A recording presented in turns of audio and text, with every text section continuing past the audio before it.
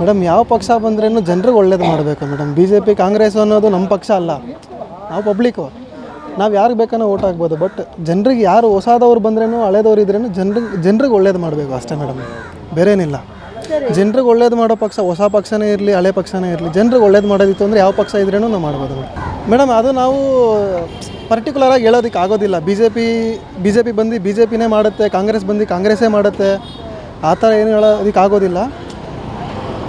ಯಾರೇ ಬಂದರೂ ಜನರಿಗೆ ಒಳ್ಳೇದು ಮಾಡಬೇಕು ಅಷ್ಟೇ, ಬೇರೇನಿಲ್ಲ ಮೇಡಮ್. ಯಂಗ್ಸ್ಟರ್ಸ್ಗೆ ಚಾನ್ಸ್ ಕೊಡಬೇಕು ಮೇಡಮ್, ಯಂಗ್ಸ್ಟರ್ಸ್ಗೆ ಚಾನ್ಸ್ ಕೊಡಬೇಕು ಅಷ್ಟೇ, ಬೇರೇನಿಲ್ಲ.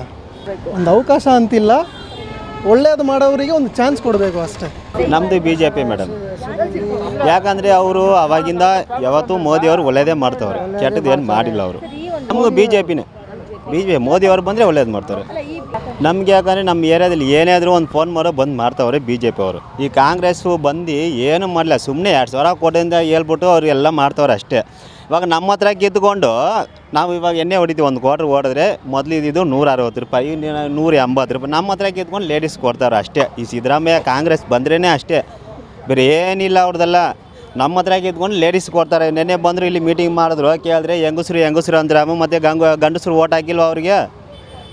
ಸುಮ್ಮನೆ ಮಾತುಕತೆ ಅವನು ಅಷ್ಟೇ ಸಿದ್ದರಾಮಯ್ಯ ಅವ್ರದ್ದು. ನಾನು ಅವತ್ತು ಬರೆಯಲು ನಾವು ಹುಟ್ಟಿದ್ರೆ ನಾವು ಮುಸ್ಲಿಮ್ಸ್ ಆಗಿ ಹುಟ್ಟಬೇಕಂತ, ಮತ್ತು ಏನಕ್ಕೆ ಇದೆಯಾ ನೀನು ರಾಜಕೀಯದಲ್ಲಿ? ಹೋಗ್ಬಿಡ ಆ ಕಡೆ. ನಮ್ಗೆ ಬಂದರೆ ಬಿ ಜೆ ಪಿನೇ ಯಾವತ್ತಿದ್ರೂ, ಜೈ ಶ್ರೀರಾಮ್. ನಮ್ದು ಯಾವತ್ತೂ ಬಿ ಜೆ ಪಿನೇ. ಯಾವ ಇದಕ್ಕೆ ಹೋದ್ರೂ ಈ ಸತಿ ಓಡೋದೇ ಅವರೇ. ಯಾವತ್ತಿದ್ರೂ ಬಿ ಜೆ ಪಿ ನಮ್ಮದು.